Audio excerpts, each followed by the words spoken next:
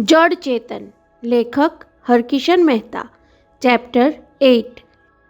વીજળીનો શોક લાગે તેમ તુલસીની તીડી ચીસ સાંભળીને સિસ્ટર ડિસોઝા 5 ફૂટ દૂર હરસેલાઈ ગઈ.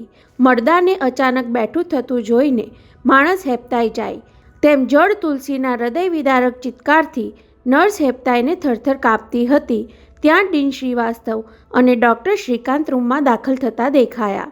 શું થયું? બારણું ખોલીને અંદર ધસી આવતા ડીને પૂછ્યું. ત્યારે ધબકતી છાતી પર હાથ દાબીને ઊભેલી ડિસોઝા ઘડીભર તો જવાબ પણ આપી શકી નહીં. પાછળ આવેલા શ્રીકાંતે જોયું તો બિછાનામાં ચત્તી સુડાવેલી તુલસી અત્યારે પડખાભેર સૂતી હતી. એ સિવાય તેનામાં બીજી કોઈ ચેતના વર્તાતી ન હતી. ડીન અને હાઉસ ડૉક્ટરની પાછળ અધીરાયભેર રૂમમાં ઘૂસી આવેલા સુરજ નારાયણ બિછાનામાં પડેલી તુલસીને જોતો દરવાજા પાસે મોં ફાડીને ઊભો હતો. એ તો એમ જ માનતો હતો કે પોતે 40 ચોરે છુપાવેલા કરોડોના ખજાનાની ભેદી ગુફા પાસે પહોંચી ચૂક્યો છે અને હવે પેલી છોકરી મોં ખોલે એટલી જ વાર છે. એ બીજી વ્યક્તિની હાજરીએ સિસ્ટર ડિસોઝાને સાવધ બનાવી દીધી. શું થયું? ની ડીન સાહેબની પૂછાનો જવાબ આપતા પહેલાં તુલસીના બિછાના પાસે પહોંચી જઈ દર્દીની ઉઘાડી કમર પર ચાદર ઓઢાડી દીધી. સર, આપની સૂચના પ્રમાણે મેં તેના બોડી પર સ્પંજ કરવાનું શરૂ કર્યું. ધ્રુજતા અવાજે ડિસોઝા બોલતી હતી.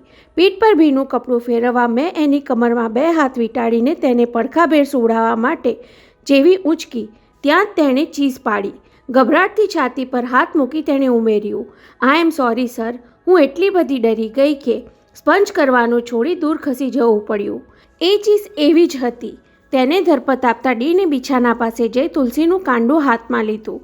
તેની નાડીની ગતિ સતત થયેલી માલુમ પડી.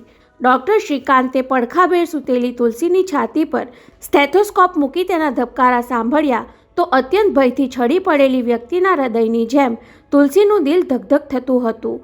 પોતાની વાગ્દત્તા બનેલી તુલસીના હૃદય ધબકારા પહેલવહેલા આ રીતે સાંભળવા પડશે એવું તો તેણે ધાર્યું પણ ન હતું. કદાચ તુલસી સભાન હોત તો આ રીતે પોતાને સ્પર્શ સુદ્ધા કરવા દીધો ન હોત. આ તે કેવી કરુણતા કે જેનો હાથ પકડીને હૈયા સુધી પહોંચવાનું હતું તેને અત્યારે એક જડ દર્દીની જેમ ડૉક્ટર તરીકે તપાસવાના વિચિત્ર સંજોગો સર્જાયા. તુલસીની છાતી પરથી સ્ટેથોસ્કોપ હટાવી લઈ શ્રીકાંતે ડીન સામે જોયું. બંનેની દ્રષ્ટિએ સાંકેતિક આપલે કરી લીધા પછી ડીને ડોક ફેરવી લઈ નર્સ સામે જોયું. સિસ્ટર ડિસોઝાને બ્લડ પ્રેશર માપવાનું સાધન લઈ આવવાનું કહેવા જતા હતા ત્યાં તેમની નજર તુલસીના કોટ લગોલગ આવીને ઊભેલા સુરજ નારાયણ પર પડી. એને જોતા ડીનની ભ્રમણો તણાઈ. મિસ્ટર સુરજ નારાયણ, એમના અવાજમાં તીવ્રતા આવી ગઈ. જે નામ અત્યાર સુધી સભાનપણે છાનું રાખ્યું હતું એ અણગમા સાથે અજાણપણે ઉચ્ચારાઈ ગયું. તમારે અહીં રૂમમાં આવવાની જરૂર ન હતી. Please wait outside.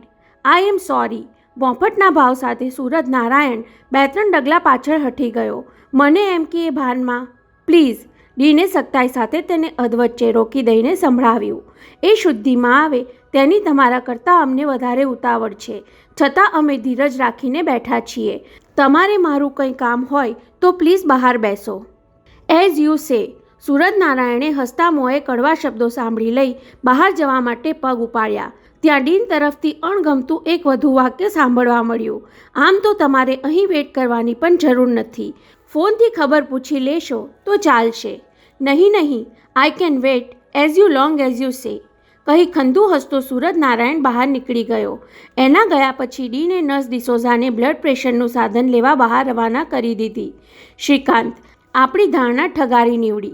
તુલસીના માથા પર વાત્સલ્ય ભાવે હાથ પસવારતા ડીને નિસાસો નાખ્યો. બેભાન અવસ્થામાં જ એણે ચીસ પાડી હતી. છતાં સર, કોઈના સ્પર્શનો એણે આટલો તો રિસ્પોન્સ આપ્યો. તુલસીની બંધ આંખો અને ભાવહીન ચહેરાને તાકી રહેલા શ્રીકાંતે આશાવાદી સૂર ઉચ્ચાર્યો. That was a positive sign. Maybe. શ્રીકાંતની આશા ટકાવી રાખવા પૂરતું કહેતા હોય તેમ બોદા અવાજે બોલીને ડીને ઉમેર્યું, હું ડૉક્ટર શાહ અને ડૉક્ટર શેઠને તત્કાલ બોલાવી લઉં છું. એટલું કહી ડીન શ્રીવાસ્તવ રૂમની બહાર નીકળ્યા ત્યાં એમના જડબા તંગ થાય એવું દ્રશ્ય જોવા મળ્યું. પરાણે બહાર કાઢી મૂકેલો સુરજ નારાયણ નર્સ ડિસોઝાનો રસ્તો રોકી એની સાથે વાતચીત કરતો દેખાયો. સિસ્ટર ડિસોઝા બ્લડ પ્રેશરનું સાધન લઈ આવવાની ઉતાવળ દર્શાવતી હોવા છતાં પેલો તેને ઉતાવળે કંઈક સમજાવી રહ્યો હતો. આગળ વધતા અટકી ગયેલા ડીનના પગરવે ડિસોઝાને સજાગ કરી દીધી. ડોક ફેરવીને પાછળ જોયું તો ડીન ઊભેલા દેખાયા.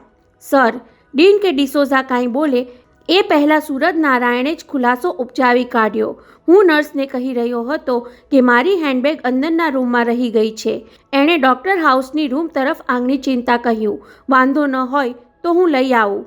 તેનો પાંગડો ખુલાસો પામી ગયેલા ડીનને તેના પર દાદ તો ચડી, પણ ચહેરા પર દેખાવા ન દીધું. તમારી બેગ લઈ આવવા માટે તમારે કોઈની પરમિશન લેવાની જરૂર નથી મિસ્ટર. મારી તમને એક જ રિક્વેસ્ટ છે કે અત્યારે અમારા કામમાં દખલ ન કરો. થોડી વારમાં બીજા ડૉક્ટરો આવી પહોંચશે. એ બધાની સમક્ષ મારે તમારો પરિચય આપવો ન પડે એટલા ખાતર પણ બેગ લઈને તમે રવાના થઈ જાઓ તો સારું. You are right doctor Shrivastava, આજ્ઞાંકિતપણે કહેતો સૂરજ નારાયણ ડીનની પાછળ હાઉસ ડૉક્ટરની રૂમમાં જઈ પોતાની હેન્ડબેગ લઈને બહાર આવી ગયો. પણ હોસ્પિટલની બહાર જતાં પહેલાં હજુ એક કામ પતાવવાનું બાકી હતું. તુલસીના રૂમમાં એકલો પડેલો શ્રીકાંત ઘડીભર તો અનુકંપાની નજરે તેને નિહાળતો રહ્યો હતો. તુલસીની બેશુદ્ધિની એક કલાક અને પ્રત્યેક મિનિટ ગણતા તેણે 42 કલાકને 12 મિનિટ વસમાવલોપાતમાં વિતાવી હતી. બીજા દર્દીની કેસ તપાસતી વખતે તેનું મન તો તુલસીના વિચારમાં જ અટવાયેલું રહેતું. ક્યારેક ડૉક્ટર મટી જઈ દર્દીના સ્વજનની જેવા બની જઈને ઈચ્છા જોર કરી જતી કે મુંબઈના ટોચના ડૉક્ટર પાસે દોડી જઈને કહું કે ગમે તેમ કરી મારી તુલસીની બેહોશી દૂર કરવાનો ઈલાજ અજમાવો. પછી ડૉક્ટર તરીકે ખ્યાલ આવતો કે બીજા કોઈ દર્દીના સગાવાલા આવી આજીજી કરતા ત્યારે પોતે એમને ધીરજ રાખવાની સલાહ આપવા સિવાય કાંઈ જ કરી શકતો ન હતો. ક્યારેક એના મનમાં ખુન્નસ ભરાઈ આવતું કે પેલા દુષ્ટ સખારામ પાસે પહોંચી જઈ તુલસીની આવી દશા કરવા બદલ એને મરણતોલ માર મારીને ખતમ કરી નાખવું. પરંતુ લાચાર માનવીની માફક દરેક વિચારને દબાવી દઈ વારે વારે જ્યાં હોય ત્યાંથી આવીને જળવત તુલસીને નિરખી લેવા સિવાય બીજું કાંઈ જ કરી શકતો ન હતો. પણ અત્યારે જડ પડેલી તુલસી સાથેના 2-4 ઘડીના એકાંતે તેના મનમાં જગાડેલી ઈચ્છાને દબાવી શક્યો નહીં. તુલસીની કમર સુધી ઓઢાડેલી ચાદરને તેણે ધ્રુજતા હાથે ખસેડી. પોણા 2 દિવસ સુધી પીઠભર પડી રહેલી તુલસીના વાંસાની ગોરી ચામડીમાં પડેલી સળ દેખાઈ. સિસ્ટર ડિસોઝાએ 2 હાથે તેને કમરમાંથી ઊંચકી તેને કારણે ચીસ પાડી ઉઠી હતી. પણ હું મૃદુ હાથે એની પીઠ પસવારું તો કદાચ એ સ્પર્શ તેના અચેતન અંતરમાં ચેતનાની લહેર પ્રસરાવશે. એવા બાલિશ વિચારે શ્રીકાંતે તેની ધ્રુજતી આંગળીના ટેરવાથી તુલસીની ગોરી પીઠને સહાનુભૂતિભર્યો મુલાયમ સ્પર્શ આપ્યો. એ સુવાળા સ્પર્શથી પોતાના સમગ્ર શરીરમાં ઝંઝણાટી વ્યાપી ગઈ. પરંતુ તુલસી તરફથી કોઈ સળવળાટ ન થયો ત્યારે માત્ર આંગળીના ટેરવાને બદલે 5 આંગળીના પંજાથી તેની પીઠ પસવારી જોઈ. 2-4 સેકન્ડની એ ચેષ્ટા પછી તેને લાગ્યું કે પોતે કોઈ ચેતનહીન પદાર્થને પંપાળી રહ્યો હોય એટલી બધી જડ તુલસીની કાયા બની ગઈ છે. ઊંડો નિશ્વાસ નાખીને હાથ ખસેડી લેવા જતો હતો ત્યાં જ રૂમનું બારણું ઉઘાડી સિસ્ટર ડિસોઝા દાખલ થતી દેખાઈ. પોતે કાંઈક ન કરવા જેવું કર્યું હોય એવી ભોંફટ ક્ષણભર માટે જાગી ગઈ. પણ સત્વરે સ્વસ્થ થઈ જઈને એણે કહ્યું, સિસ્ટર, આની પીઠ તો જો, ચામડી ચીમડાવા લાગી. ડૉક્ટર, હું સ્પંજ કરીને ત્યાં પાવડર લગાડવાની જ હતી. એક હાથમાં બ્લડ પ્રેશર માપવાનું સાધન સાથે અંદર આવતી ડિસોઝા પોતાના ફ્રોકના ઉપરના ભાગમાં કંઈક છુપાવી રાખવા માંગતી હોય તેમ બીજો હાથ છાતી પર દબાવેલો રાખીને ઉતાવળે બોલી ગઈ. સ્પંજ કરું એ પહેલાં તો એણે ચીસ નાખી. કહેતા હો તો હવે તમારી હાજરીમાં જ સ્પંજ કરીને પાવડર લગાડો. નોટ નાઉ, કહી શ્રીકાંતે તેના હાથમાંથી બીપી ઇન્સ્ટ્રુમેન્ટ લઈ તુલસીનું બ્લડ પ્રેશર માપવા માંડ્યું. 4:30 વાગે હોસ્પિટલના પગથિયાં ઉતરતી ડિસોઝાની ચાલ જરૂર કરતાં થોડી વધારે તેજ હતી અને હાથમાં પકડેલું પર્સ રોજ કરતાં થોડું વધારે ભારે હતું. રોજની જેમ માહિમ જતી બસના સ્ટેન્ડ પર જવાને બદલે થોડું પગે ચાલી એક ગલીમાં વળી જઈને તેણે ટેક્સી રોકી. તાજમહેલ હોટલ. હંકારી જવાની સૂચના આપતી વખતે તેના અવાજમાં એક પ્રકારની ઉત્તેજના ઉછળી આવી. પછી કપડાં પર નજર પડતા વિચાર આવ્યો કે 5 સ્ટાર હોટલમાં જવા માટે હોવો જોઈએ એવો સુઘડ પોશાક નથી. મીડી ફ્રોકની 2-4 કરચલી પર હાથ ફેરવી લેતા એને થયું, આવી ખબર હોત તો મારી નવી સીવડાવેલી મેક્સી પહેરીને આવત ને. પછી પોતાના એ બાલિશ વિચાર પર તેને જ હસવું આવી ગયું. આજે આવું કાંઈ વિચિત્ર બનશે એની ખબર ક્યાંથી હોય. કપડાં બદલતી વખતે ડ્રેસિંગ હોલના મિરરમાં મેકઅપ કરેલો ચહેરો ધારીને જોઈ લીધો હોવા છતાં પર્સમાંથી ટચુકડો અરીસો કાઢીને ફરી મોં જોઈ લેવાની ઈચ્છા જોર કરી ગઈ. પરંતુ જેવી પર્સ ખોલી કે બીજું જ કાંઈક જોઈ લેવાની ઈચ્છા જાગી ગઈ. છાપાના કાગળમાં વીંટાળેલી 100ની 5 નોટો ગણી જોવામાં આછી ઝંઝણાટી અનુભવી. સાથોસાથ ટેલિફોન પર સાંભળેલા શબ્દોના પડઘા તાજા થયા. સિસ્ટર ડિસોઝા, મેં આપેલું પેકેટ ખોલીને જોવાની તને હજુ સુધી તક નહીં મળી હોય. બહુ લાડભર્યા સાદે એ કહી રહ્યો હતો. એમાં 100ની માત્ર 5 નોટો છે. મેં કહ્યા પ્રમાણે હોસ્પિટલથી સીધી હોટલ પર આવી જા. રૂમ નંબર છે 303 અને મારું નામ છે મિસ્ટર સેન. ટેલિફોનનું રિસીવર મૂક્યા પછી ઘણીવાર સુધી એ નામ ડિસોઝાના મનમાં પડઘાતું રહ્યું હતું. ફોન બંધ કરતાં પહેલાં પોતે એને સમજાવવાની કોશિશ કરી હતી કે હું કલાક દોઢ કલાક પછી ઘેર જઈ ડ્રેસ બદલીને આવું. પણ પેલાએ ભારપૂર્વક કહ્યું, નહીં, હોસ્પિટલથી સીધી જ આવી જા. આ 5 નોટ તો માત્ર એડવાન્સ જ છે. આપણા બંને વચ્ચે મેળ જામી જશે તો તારા આખા વર્ષના પગાર જેટલી કમાણી કરી શકીશ ડાર્લિંગ ડિસોઝા. ડાર્લિંગ ડિસોઝા, એ 2 શબ્દોએ તેને કેવી પલાળી દીધી હતી. તુલસીની ખબર કાઢવા અચાનક આવી ચડેલો પુરુષ આ રીતે પોતાના જીવનમાં આટલી ઝડપથી પ્રવેશ કરી જશે એવું તો ક્યાંથી ધાર્યું હોય. જીવનમાં નહીં ગાંડી, આ તો માત્ર મતલબી મુલાકાત છે. એના ડાર્લિંગ સંબોધનમાં સ્વાર્થની ગંધ હતી. એ જાણવા છતાં શું કામ અજાણી થાય છે. 100ની 5 નોટો પર્સમાં સાચવીને ગોઠવી દેતી ડિસોઝાએ પોતાના મનને ટપાર્યું તો ખરું, છતાં તેને સંતોષ ન થયો. But Y? આ માણસ તુલસીની ખબર જાણવા માટે આટલો બધો બેચેન કેમ છે? પહેલવહેલો એ તુલસીની રૂમમાં દાખલ થયો ત્યારે મને જ સિસ્ટર ગોસ્વામી માની લીધી. એનો અર્થ એ કે પોતે પણ તુલસીથી અજાણ્યો હતો. તુલસી બેશુદ્ધ છે એની તેને જાણ ન હતી તો પછી એની ખબર કાઢવા શું કામ આવ્યો? ચીજ સાંભળીને ડીન તથા હાઉસ ડૉક્ટરની સાથે એ રૂમમાં ધસી આવ્યો ત્યારે કેવો અધીરો દેખાતો હતો. ડીન સાહેબે સખ્તાઈ દેખાડીને તેને બહાર મોકલી દીધા પછી પણ એ બારણા સામે લોબીમાં જ ચીટકી રહ્યો હતો. હું બીપી ઇન્સ્ટ્રુમેન્ટ લેવા ગઈ એટલે હાથ આડા ધરીને મને રોકી પાડી. મારે તમારું માત્ર 1 જ મિનિટનું કામ છે કહીને મારું નામ પૂછ્યું. પછી 2 મિનિટ માટે તેની સાથે એક બાજુ આવવાનો આગ્રહ કર્યો.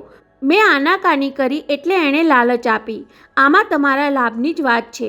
તમે મને ઓળખતા નથી પણ હું લંડનથી આવું છું એટલું કહ્યું ત્યાં તુલસીના રૂમમાંથી ડીન સાહેબ બહાર નીકળ્યા એટલે એણે વાત પડતી મૂકી દીધી. ત્યારે મેં માનેલું કે મારો પીછો છોડી દેશે, પણ બીપી ઇન્સ્ટ્રુમેન્ટ લઈને પાછી ફરી એટલે ફરી એ મારી આડે ઉતર્યો. હાથમાં તૈયાર રાખેલું છાપાના કાગળનું પેકેટ પરાણે મને વળગાડી દેતા એણે કહ્યું, જતાં પહેલાં હું તમને આ આપી જવા માંગુ છું કહીને એણે પૂછી લીધું, તમારી ડ્યુટી ક્યારે પૂરી થાય? મારાથી કહેવાઈ ગયું 4 વાગે. એટલે કહ્યું કે હું એક્ઝેક્ટલી 4 ને 5 મિનિટે તમને ફોન કરું છું. તમે ફોનની પાસે જ રહેજો. અને પછી પોતાની હેન્ડબેગ સાથે લિફ્ટ તરફ પગ ઉપાડતા તેણે તાકીદ કરી, આ પેકેટ સાચવીને ક્યાંય સંતાડી દેજો. એમાં 100ની નોટો છે. હું કાંઈ કહું પૂછું તે પહેલાં તો અદૃશ્ય થઈ ગયો અને મારે નોટોનું પેકેટ ફ્રોકમાં સરકાવી દેવું પડ્યું. ચાલુ ડ્યુટીએ વચ્ચે ટોયલેટ જવાને બહાને બાથરૂમમાં પેકેટ કાઢીને જોયું તો સાચે જ 100ની 5 નોટ હતી. પહેલાં તો કંઈક ખોટું થયું હોવાનો ભાવ જાગ્યો. રવિવારની રજા જતી કરીને હું તુલસીની સરભરા માટે રોકાઈ તેનો મારે કોઈ બદલો જોઈતો ન હતો. એ બિચારીને ખાતર આટલો ભોગ આપવાથી જીસસ ક્રાઇસ્ટના બ્લેસિંગ મળશે એવું માનેલું, પણ આ તો એક અજાણ્યા માણસ તરફથી કોઈ કારણ વગરની બક્ષિસ મળી છે. કારણ વગરની બક્ષિસ? ના, કારણ વગર આ જગતમાં કોઈને કાંઈ આપનાર કોઈ જ ન મળે.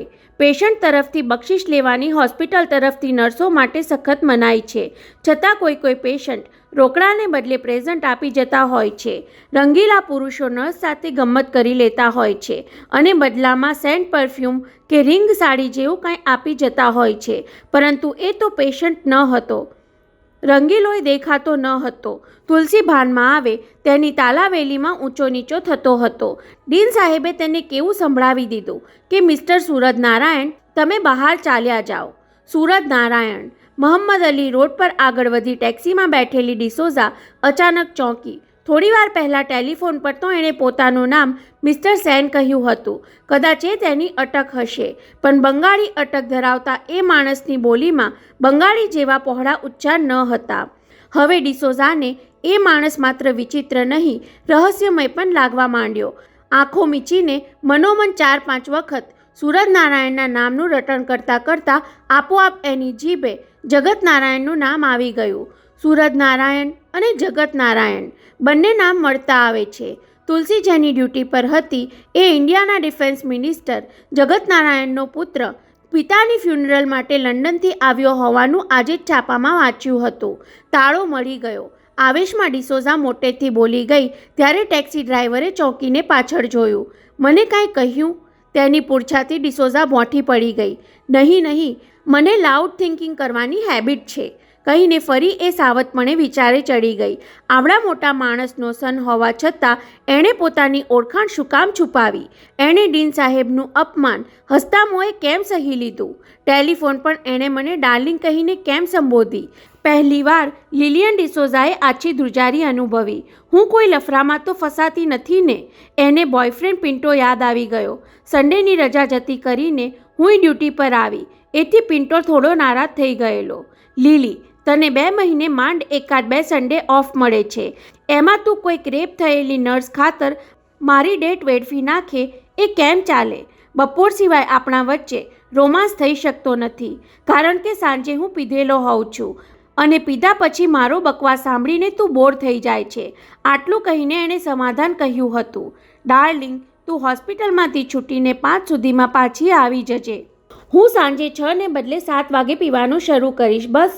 પણ અત્યારે 4:45 વાગ્યે પોતે માહિમને બદલે વિરુદ્ધ દિશામાં તાજમહેલ તરફ જઈ રહી હતી અને ફોનથી પિન્ટોને કોન્ટેક્ટ થઈ શકે તેમ ન હતો. નહીતર એને કહે કે તું તાજમહેલ પાસે આવી જા, આપણે ગેટવે ઓફ ઇન્ડિયા પર બોટિંગ કરતાં કરતાં રોમાન્સ કરીશું. ગેટવે ઓફ ઇન્ડિયા સામે આવેલી તાજમહેલ હોટલના આંગણે ટેક્સી ઊભી રહી અને દમામદાર પોશાકમાં ઊભેલા ડોરમેને ટેક્સીનો દરવાજો ખોલી આપ્યો ત્યારે ડિસોઝાને ફરી પોતાના ચોડાયેલા ડ્રેસ માટે ક્ષોભ જાગ્યો. સ્કર્ટના કરચલીવાળા ભાગ આડે પોતાનું પર્સ રાખી આજુબાજુ જોયા વગર પગથિયાં ચડી જઈને કાઉન્ટર પર રૂમ નંબર 303ની પૂરછા કરવા જતી હતી, પણ છેલ્લી ઘડીએ ઈરાદો બદલી લિફ્ટ પકડી લીધી. મારે એને સરપ્રાઈઝ આપવી છે. 303 નંબરના રૂમ પર 2 ટકોરા માર્યા. ત્યાં જ અંદરથી પ્રતિસાદ સંભળાયો. Please come in. આતુરતાથી રાહ જોવાતી હોય તેમ મિસ્ટર સેને દરવાજો લોક કર્યા વગરનો જ રાખ્યો હતો. Welcome miss D'Souza. 4 ડગલા આગળ આવીને સૂરજનારાયણે હાથ લંબાવ્યો. પોતાના પંજામાં ડિસોઝાનો હાથ ઉમળકાભેર દબાવીને ઉમેર્યું. આઈ વોઝ શ્યોર કે તમે આવશો. હાથ પકડેલો રાખીને તેણે અંદર દોરી ગયો. Please sit down. પોતે પલંગ પર ગોઠવાઈને ડિસોઝાને સામેની ખુરશી પર બેસાડી. ઘડીભર તેના ચહેરાના ભાવ નિરખી લઈ ડિસોઝા રૂમમાં નજર ફેરવવા લાગી. ટીપોય પર પડેલી શિવાઝ રિકલ સ્કોચ વિસ્કીની બોટલ અને બાજુમાં અડધા ભરેલા ગ્લાસને એ તાકી રહી. સોરી, તારા આવતા પહેલાં મેં શરૂ કરી દીધું કહી ઊભા થઈને બીજા ખાલી ગ્લાસમાં વિસ્કી ભરવા માંડી. With soda or water. સાંભળીને ડિસોઝા ચોંકી. આ માણસ બહુ જલ્દી મૂળ વાત પર આવી જવામાં માને છે. પોતે ક્યારેક વિસ્કી પી લેતી હતી, છતાં જલ્દી હા પાડી દેવાની ઈચ્છા ન થઈ. મિસ્ટર સેન, હું તમારા પૈસા પાછા આપવા આવી છું કહી તેણે પર્સ ખોલવા માંડી. આ રીતે અમારાથી કોઈની પાસેથી પૈસા લેવાય નહીં. તેણે ધરેલી 100-100ની 5 નોટ સામે તાકી રહેલો સૂરજનારાયણ મલક્યો. કોઈનું કામ કરી આપવાના બદલામાં પૈસા ન લેવાય એવું તો મેં આજે જ સાંભળ્યું, પણ મેં તમારું કોઈ કામ હજુ કર્યું નથી એમ જ ને? કહી વિસ્કીમાં પાણી ઉમેરીને તેની સામે ગ્લાસ ધર્યો. કેટલાક કામ એવા હોય છે કે એમાં 10% એડવાન્સ આપવા પડે કહેતા સૂરજનારાયણે તેના હાથમાં ગ્લાસ પકડાવી દીધો. પ્લીઝ મિસ ડિસોઝા, એ નોટો હતી ત્યાં સાચવીને મૂકી દે. એન્ડ લેટ અસ ચીયર્સ કહી તેના ગ્લાસ સાથે પોતાનો ગ્લાસ ટકરાવ્યો. ડિસોઝા પામી ગઈ કે સામા માણસ પાસેથી કામ કઢાવવામાં આ માણસ કાબો છે. તેની સાથે બહુ સાવધ રહીને વર્તવું પડશે. બાય ધ વે, ડિસોઝા, તમારું ફર્સ્ટ નેમ શું? લિલિયન ડિસોઝા. ગ્લાસમાંથી એક નાનો ઘૂંટ પી લઈને તેણે કહ્યું. પણ ઘણા મને લીલી જ કહે છે. ડાર્લિંગ, હું પણ લીલી કહું તો હરકત નથી ને? લીલી કહો એની હરકત નથી. પણ ડિસોઝા જાણ કરીને અટકી. આગળ સાંભળવાની પેલાની આતુરતા તીવ્ર બની એટલે વાક્ય પૂરું કર્યું. મને ડાર્લિંગ કહી એનું ઓબ્જેક્શન જરૂર છે. ભલે ડાર્લિંગ, હવે ડાર્લિંગ નહીં કહું, કહીને પોતે જ પોતાની મજાક પર ખડખડાટ હસી પડ્યો. ત્યાર પછી થોડીવાર માટે બંને વચ્ચે ચુપકીદી છવાઈ ગઈ. વિસ્કીના ઘૂંટ લેતી ડિસોઝાને તેના ચોડાયેલા સ્કર્ટ પર વારંવાર હાથ ફેરવતી જોઈ સૂરજનારાયણે વાત ઉપાડી લીધી. ફોન પર તું કહેતી હતી કે ડ્રેસ બદલીને આવું, પણ મને તો તારા ડ્રેસમાં કોઈ ખામી દેખાઈ નહીં. સહેજ ચોડાયેલો છે ને એટલે લોકરમાં રાખવાથી ગળી બગડી જાય છે. ડિસોઝા આવું કહે એની જ રાહ જોતો હોય તેમ સૂરજનારાયણની આંખમાં ચમક ઉપસી આવી. છતાં ઉતાવળ ન કરવાની ઠાવકાઈથી વિસ્કીનો એક ઘૂંટ પીવા જેટલો સમય લીધો. લોકરમાં કપડાં ચોડાઈ જાય એ સ્વાભાવિક છે કહીને ફરી એ થોડું રોકાયો. વાત બહુ સાવચેતીપૂર્વક આગળ વધારવાની હતી. લીલી, પેલી ગોસ્વામી બિચારી બહુ આફતમાં આવી ગઈ. કપડાં બદલવા ગઈ તેમાં એના પર બળાત્કાર કહીને અટકી ગયો. ત્યારે ડિસોઝા કળી ગઈ કે મૂળ વાત પર આવી રહ્યો છે, પણ મૂળ મુદ્દો શું છે એ સમજ્યા વગર પોતે કાંઈ બોલવું નથી. લીલી, મને એ ન સમજાયું કે પેલી ગોસ્વામી ચીસ પાડીને ફરી કેમ બેહોશ થઈ ગઈ. તને શું લાગે છે? ડૉક્ટરો શું કહે છે? હવે સીધો પ્રશ્ન પૂછ્યો એટલે ડિસોઝાએ બોલવું જ રહ્યું. ડૉક્ટરો કહે છે કે બળાત્કારના પ્રયાસ વેળાએ દબાઈ ગયેલી ચીસ હવે બહાર આવી. છેક આટલા બધા વખત પછી? સૂરજનારાયણે અજ્ઞાનતા દર્શાવીને જાણકારી હાંસલ કરી લેવાનો કિમિયો અજમાવ્યો. બળાત્કારના 40-42 કલાકે ચીસ પાડવાની વાત મારા જેવાના મગજમાં બેસતી નથી. તુલસી બેહોશ થયા પછી પહેલીવાર મેં તેને કમરથી ઊંચકી. સાયકિયાટ્રિસ્ટ ડૉક્ટર શેઠના મત મુજબ પેલા બાસ્ટર્ડ સખારામે તેને કમરથી પકડી હશે. એ વાત મેં તેને કમરથી ઊંચકી ત્યારે તુલસીના સુષુપ્ત મનમાં તાજી થઈ એટલે ચીસ પાડી. બનવા જોગ છે. આપણા કરતાં ડૉક્ટર વધારે જાણે. હવે ડૉક્ટરોનું શું માનવું છે? એ છોકરીને ભાનમાં આવતા કેટલો ટાઈમ લાગશે? જવાબ સાંભળવાની તીવ્ર ઉત્કંઠા સાથે પોતાની સામે તાકી રહેલા મિસ્ટર સેનને ટટરાવવા માટે ડિસોઝાએ વિસ્કીનો ગ્લાસ હોઠે જ અડાડી રાખ્યો. એ જાણ કરીને ચરણામૃતની જેમ વિસ્કીની ચુસ્કી લેતી હતી. મિસ્ટર સેન, તમારો ગ્લાસ ખાલી છે. લીલી, તારો ખાલી થાય એની હું રાહ જોઉં છું. પછી બંનેનો પેક સાથે જ બનાવું. નહીં, મને વધારે પીવાની આદત નથી. પણ આ અસલ સ્કોચ છે. Chivas Regal, one of the best whisky. છતાં તારી ઈચ્છા ન હોય તો પરાણે નહીં પીવડાવું, કહી સૂરજનારાયણે પોતાનો ગ્લાસ ભરવા માંડ્યો. પણ એના મનમાં તો પેલો સવાલ જ ગુમરાતો હતો. તો મિસ લીલી, એ છોકરીને ભાનમાં આવતા કેટલો ટાઈમ લાગશે? એ તો કેમ ખબર પડે? નિષ્ણાત ડૉક્ટરોને તો ખબર પડે ને. એ લોકો પણ ચોક્કસપણે કાંઈ કહી શકતા નથી. ડિસોઝાએ ઠાવકાઈથી કહીને ઉમેર્યું. એમને કેસ બહુ કોમ્પ્લિકેટેડ લાગે છે. ન્યુરોલોજિસ્ટને એવું બોલતા સાંભળ્યા છે કે કદાચ, કહીને જાણે કરીને અટકી ગઈ. કદાચ શું? વિસ્કીનો ગ્લાસ હોઠ પરથી પાછો ખેંચી લઈ સૂરજનારાયણે ચોંકી જવાના ભાવ સાથે અધીરાઈભેર પૂછ્યું. મિસ લીલી, મારે એ જાણવું બહુ જરૂરી છે. મારે પણ એ જાણવું એટલું જ જરૂરી છે મિસ્ટર સેન કે તમે ગોસ્વામીના કેસમાં આટલો બધો રસ કેમ ધરાવો છો? શતરંજની રમતમાં કોઈક અણધારી ચાલ ચાલીને સામેના ખેલાડીને હેપતાવી દે એવું કાંઈક ડિસોઝાએ કરી બતાવ્યું. છોકરી પોતે ધારી હતી એવી ભોળી ન નીકળી. સૂરજનારાયણે ચાલ બદલવી પડી. ઓહ, વાત શરૂ કરતાં પહેલાં જ મારે તને મારો પરિચય આપી દેવો જોઈતો હતો. ખોટું બોલવા માટે તેણે વચ્ચે વિસ્કીનો એક ઘૂંટ પી લીધો. ડિફેન્સ મિનિસ્ટર જગત નારાયણના પુત્ર સૂરજનારાયણનો હું બિઝનેસ મેનેજર છું. તું કદાચ જાણતી હોઈશ કે સૂરજનારાયણનો લંડનમાં બહુ મોટો બિઝનેસ છે. મૃત્યુ પહેલાં જગત નારાયણ એકમાત્ર સિસ્ટર ગોસ્વામીને જ એકાંતમાં મળ્યા હતા. એ એકાંત દરમિયાન સંરક્ષણ મંત્રીએ પોતાની ઈચ્છા વ્યક્ત કરી હોય તો એ જાણવા માટે મને સૂરજનારાયણે અહીં મોકલ્યો છે. પણ એમાં હું તમને કેવી રીતે મદદ કરી શકું? પોતાની અસલિયત છુપાવવાની પેરવી કરનારને ડિસોઝાએ ભોળા ભાવે પૂછ્યું. એ તો તુલસી ભાનમાં આવે ત્યારે જ ખબર પડે ને. એટલે તો હું તને ક્યારનો પૂછી રહ્યો છું કે નિષ્ણાત ડૉક્ટરોએ તેના ભાનમાં આવવા બાબત શું અભિપ્રાય આપ્યો? સૂરજનારાયણના અવાજમાં અધીરાઈ સાથે હવે થોડી ઉગ્રતા પણ આવી ગઈ હતી. ડૉક્ટરોના કહેવા પ્રમાણે એ બિચારી કદાચ ક્યારેય ભાનમાં નહીં આવે. જાણે પગમાં સાપ વીંટળાયો હોય તેમ સૂરજનારાયણે આંચકા સાથે પગ ઊંચા કરી લઈ પલંગ પર પલાઠી વાળી લીધી. ઓહ ગોડ! ત્યારે તો મારે તારી મદદની જરૂર પડશે. એ કઈ રીતે? કદાચ સંરક્ષણ મંત્રીએ તેમની અંતિમ ઈચ્છા કોઈ કાગળ પર લખીને પેલી છોકરીને સુપરત કરી હોય. સૂરજનારાયણે મનમાં ઘૂંટાતી વાત છેવટે રજૂ કરી દેવી પડી. લખાણનો કાગળ એ નર્સે પોતાની પર્સમાં રાખ્યો હોય અને બળાત્કાર વખતે તેની પર્સ લોકરમાં રહી ગઈ હોય. એ તો તમે ડીન સાહેબને કહી લોકર ખોલાવી પર્સ તપાસી શકો છો. એ જ વાંધો છે ને, તમારા ડીન બહુ જક્કી છે. એ કહે છે કે પોલીસની રજા સિવાય અમારાથી લોકર ખોલી ન શકાય. તો તમે પોલીસની મદદ માંગી શકો છો. પોલીસને બદલે હું તારી મદદ માંગુ છું લીલી, કહેતા સૂરજનારાયણે ડિસોઝાનું કાંડું પકડી લીધું. પ્લીઝ, આ બહુ ગંભીર બાબત છે. બીજાને જાણ થયા વગર હું આ કામ પાર પાડું તો મને બહુ મોટો લાભ થાય તેમ છે, અને મને જે લાભ થાય તેમાંથી હું તને 10% કમિશન આપવા તૈયાર છું. લોઢું તપેલું હોય ત્યારે હથોડો મારવો જોઈએ એ સિદ્ધાંતમાં માનતો સૂરજનારાયણ ઊભો થઈને કબાટમાંથી પોતાની હેન્ડબેગ લઈ આવ્યો.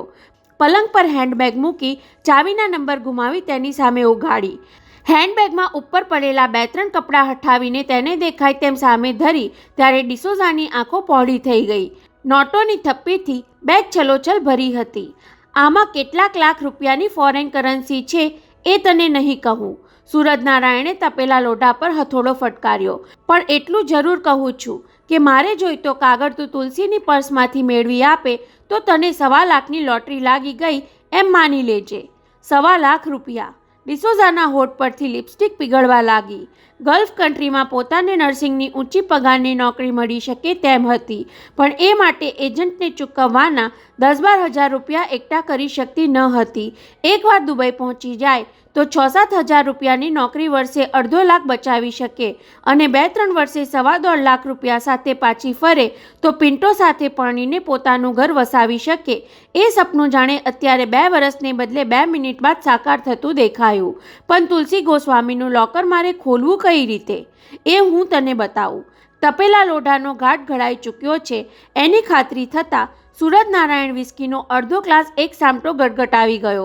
હોઠના બંને ખૂણે વહેતા વિસ્કીના રેલા લૂછીને તેણે ડિસોઝા સાથે નજર મિલાવી. વાઘ શિકાર પર તરાપ મારતા પહેલાં ત્રાટક કરે તેમ થોડીવાર એકી ટશે એ તેને તાકતો રહ્યો. ડાર્લિંગ લીલી, દરેક લોકરની ડુપ્લિકેટ ચાવી તો હોય જ છે. સાંભળીને ડિસોઝા ન તો ડાર્લિંગ કહેવા માટે વિરોધ દર્શાવી શકી કે ડુપ્લિકેટ ચાવી હોવાનો ઇનકાર કરી શકી. હવે ધાર કે તારા લોકરની ચાવી ખોવાઈ જાય તો તું શું કરે? હું મેટ્રનને કહી ડુપ્લિકેટ ચાવીથી લોકર ખોલું, એટલે બધા જ લોકરની ડુપ્લિકેટ ચાવી મેટ્રન પાસે રહે છે. હા, સિસ્ટર ગોસ્વામીનો લોકરનો નંબર તો જાણતી જ હશે. નંબર? ડિસોઝાએ યાદ કરવાનો દેખાવ કર્યો. નંબર જાણતી હોવા છતાં કહેવો ન હતો એટલે અર્ધ સત્ય ઉચ્ચાર્યું. મારો નંબર 301 છે અને ગોસ્વામીનું ખાનું મારી આજુબાજુ જ છે, એટલે એનો નંબર પર 300ની સિરીઝમાં જ હોવો જોઈએ. Very good. તોરમાં આવી જઈને સૂરજનારાયણે કહ્યું, કાલે હોસ્પિટલમાં જા ત્યારે ચાવી ઘેર ભૂલીને જજે. મેટ્રન પાસેથી ડુપ્લિકેટ ચાવીનો જુડો માંગી લેજે. તારી પર્સમાં સાબુની એક ગોટી લેતી જજે. મેટ્રન ચાવીનો જુડો આપે એ લઈને ડ્રેસિંગ હોલમાં જવાનું. જઈને પહેલાં ગોસ્વામીનું લોકર કયું છે એની ખાતરી કરી લેવાની. પછી કોઈ ન જુએ તેમ એ નંબરની ચાવીની છાપ સાબુની ગોટી પર પાડી દેવાની. પછી ડિસોઝાએ અજાણ્યા થઈને પૂછ્યું ત્યારે બધું જ મનમાં અગાઉથી ગોઠવી રાખ્યું હોય તેમ સૂરજનારાયણે સમજાવ્યું. પછીની વાત તો સાવ સહેલી છે. સાબુની ગોટી કોઈ પણ ચાવી બનાવનારને આપીશ એટલે તેના પરથી બીજી ચાવી બનાવી આપશે. પછી શું? બીજે દિવસે ડ્રેસિંગ હોલમાં કોઈ ન હોય ત્યારે ડુપ્લિકેટ ચાવીથી ગોસ્વામીનું લોકર ખોલી અંદરથી પર્સ તફડાવીને મારી પાસે લઈ આવવાની.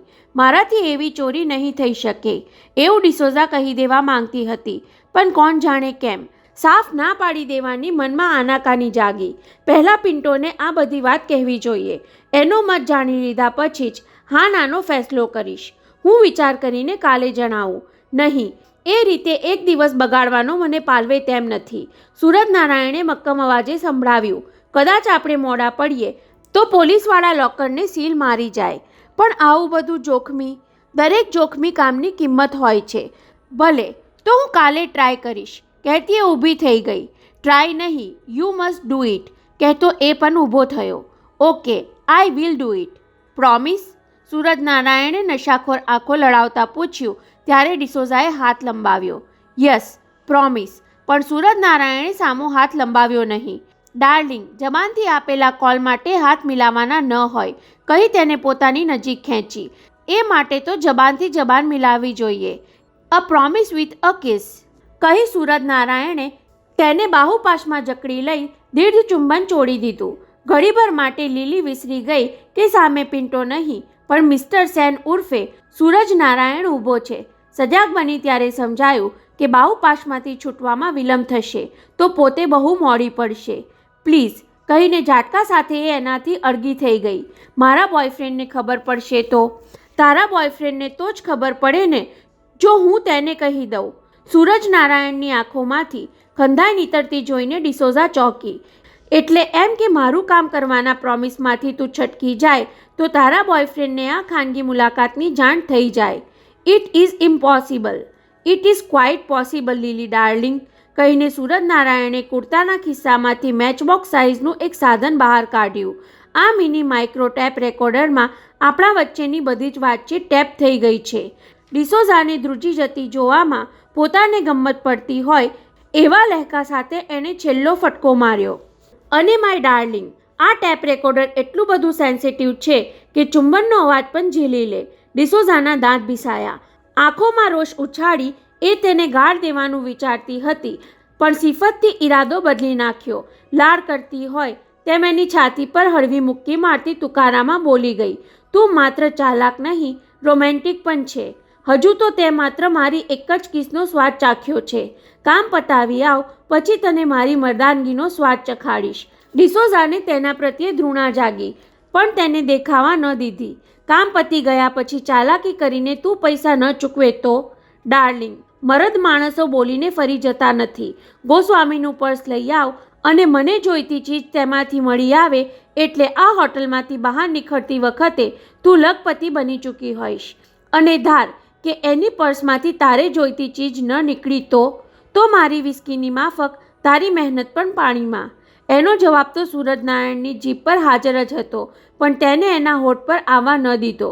ડાર્લિંગ, મને 100% ખાતરી છે કે મારે જોઈતી ચીજ એના પર્સમાંથી ચોક્કસ મળી આવશે અને હું 2 દિવસમાં ચોક્કસ લખપતિ બની જઈશ, એમ જ ને? 100% યસ, કહીને સૂરજનારાયણ તેને ફરી નજીક ખેંચવા જતો હતો પણ લિલિયન ડિસોઝાએ ચાન્સ ન આપ્યો. રમતિયા રદાથી સરકી જઈને એ બહાર નીકળી ગઈ. આખરે સાંજના 5:45 વાગ્યે શ્રીકાંતે ઘેર ફોન કરવા માટે નંબર ગુમાવ્યો. સામા છેડે ઘંટી વાગતી રહી ત્યાં સુધી એનો શ્વાસ ઘૂંટાતો રહ્યો. સામેથી ફોન ઉચકાયો અને હેલો સંભળાયું ત્યારે શ્રીકાંતને થયું કે જવાબ વાળ્યા વગર રિસીવર પાછું મૂકી દઉં પણ વાસ્તવિકતાનો સામનો કર્યા વગર ચાલે તેમ ન હતું. કોણ? જજ સાહેબ? પિતાને બહારનાની જેમ ઘરમાં પણ એ જ સંબોધનથી બોલાવતા. હું શ્રીકાંત. અરે શ્રીકાંત, આજે રવિવાર છે છતાં તું કેમ આવ્યો નહીં? જજ સાહેબ, એ જ સવાલ તમને પૂછવા માટે તો મેં ફોન જોડ્યો. શ્રીકાંતે સ્વસ્થતાથી વાત કરવાનું નક્કી કર્યું હોવા છતાં અવાજમાં અથડાપણું આવી ગયું. તુલસીને બેહોશ થયાને 49 કલાક પૂરા થયા છતાં તમે કે મમ્મી કોઈ ખબર કાઢવા ન આવ્યા. ઓહ, જજ સાહેબ તરફથી જવાબને બદલે ઉદ્ગાર જ મળ્યો. સવારે એના પિતા ગોસ્વામીજીને સિવિયર હાર્ટ એટેક આવી ગયો. બોલતા બોલતા શ્રીકાંત ગદગદ બની ગયો. છતાં તમારા બેમાંથી કોઈ ડોકાયું નહીં. હાર્ટ એટેકની જાણ મને બપોરે શ્રીવાસ્તવજીએ કરી. જજ સાહેબના અવાજમાં શ્રીકાંતને ભાવશૂન્યતા વર્તાતી હતી. બહુ ખોટું થયું કહેવાય. દીકરીની ઉપાધિ બાપને પણ નડી. તમે અહીં ખબર કાઢવા ન આવો એ પણ એટલું જ ખોટું કહેવાય જજ સાહેબ. ખબર કાઢવા આવીને અમારે શું 2 દિવસની ઓળખાણનો ઢંઢેરો પીટવાનો છે? જસ્ટિસ દીક્ષિત બહુવાર સંયમ ટકાવી શક્યા નહીં. શ્રીવાસ્તવજીને મેં સાફ સાફ કહી દીધું છે કે આપણે હવે એમની સાથે કોઈ જ સંબંધ રહ્યો નથી. શ્રીકાંતે આંચકો અનુભવ્યો. ડીન સાહેબને પોતે પૂછ્યું કે તમે પિતાજીને મળી આવ્યા? ત્યારે ડીન સાહેબે વાત ઉડાવી દીધેલી. પોતાને તો એ વખતે જ સમજાઈ ચૂક્યું હતું કે માનવતા કરતાં પિતાજીએ પોતાની પ્રતિષ્ઠાને વધારે મહત્ત્વ આપવાનું વલણ અપનાવ્યું હશે. આપણે કોઈ સંબંધ રહ્યો નથી એમ ન કહો પિતાજી. શ્રીકાંતે પહેલીવાર જજ સાહેબને બદલે પિતાજીનું સંબોધન વાપર્યું. એ આપણેમાં મને નહીં ગણતા. એટલે? પુત્રના બોલવામાં બળવાની ગંધ વર્તી ગયેલા પિતાએ અવાજમાં ઉગ્રતા લાવીને સંભળાવ્યું. સગાઈ અમારા કહેવાથી થઈ હતી અને અમે જ એને ફોક કરી નાખી. સગાઈ મારી થઈ હતી અને મેં હજુ સુધી ફોક કરી નથી. શ્રીકાંત પણ એટલો જ મક્કમ રહ્યો. જજ સાહેબ, તમે શું અદાલતમાં પણ આ જ રીતે ન્યાય તોડતા રહો છો? શ્રીકાંત સામેથી ગર્જના સંભળાઈ. તું મારી પ્રામાણિકતા પર ઘા કરે છે. પછી એકાએક ઠાવકાઈ ધારણ કરી લીધી હોય તેમ સાંભળવા મળ્યું. જો શ્રીકાંત, લાગણી અને વાસ્તવિકતા બંને જુદી વસ્તુ છે. નિર્ણય લેતી વેળાએ બંને બાજુનો વિચાર કરવો જોઈએ. હવે તુલસી જસ્ટિસ દીક્ષિતના ઘરની પુત્રવધુ કોઈ કાળે નહીં બની શકે. આ તમારો આખરી ચુકાદો છે. ચુકાદો હંમેશા આખરી જ હોય છે. તો મારો ચુકાદો પણ સાંભળી લો. શ્રીકાંતે છાતી પર હાથ દાબી દઈ ઘૂંટતા અવાજે કહ્યું. હવે મારી ઘેર આવવાની ક્યારેય રાહ જોતા નહીં, કહીને તેણે ફોન કાપી નાખ્યો.